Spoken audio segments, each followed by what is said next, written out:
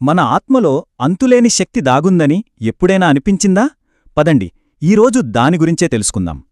సరే, ఎన్నో ఏళ్లుగా అందర్నీ తొలిచేస్తున్న ప్రశ్న, అసలు ఆత్మకున్న అసలైన పవర్ ఏంటి?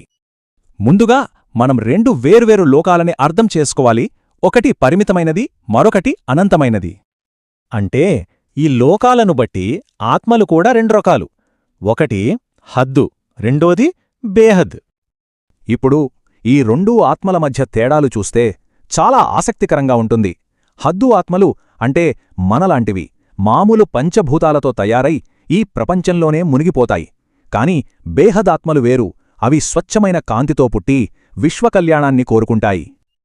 అయితే ఈ బేహద్ ఆత్మల్లో ఓ పెద్ద సీక్రెట్ ఉంది. అది మేల్కొల్పడానికి ఎదురుచూస్తున్న ఒక అపారమైన శక్తి. కాని ఆ శక్తి అంత తేలిగ్గా బయటపడదు. దానిమీద చాలా పొరలు అంటే ఆవరణాలు ఉంటాయి. చూడండి, హద్దు ఆత్మకు దాని సృష్టించిన ఆ 5 తత్వాలే పొరలుగా ఉంటాయి. ఇక బేహద్ ఆత్మకైతే ఈ 5తో పాటు పరంతత్వాలు కూడా కలిసి మొత్తం 8 పొరలుంటాయి.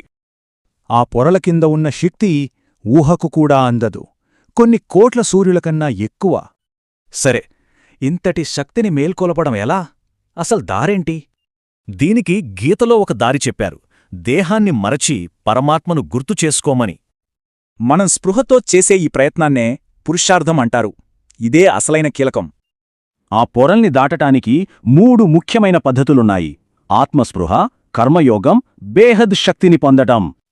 ఇది ఎలా ఉంటుందంటే ఒక చిన్న నిప్పురవ్వ దీపాన్ని వెలిగించినట్టు ఆధ్యాత్మిక సాధన మన ఆత్మను వెలిగిస్తోంది. ఒక్కసారి ఆత్మదీపం వెలిగిందంటే చాలు, ఆ పొరలన్నీ క్షణాల్లో కాలి బూడిదైపోతాయి. అప్పుడు ఆత్మ తన అసలైన రూపంలోకి వస్తుంది.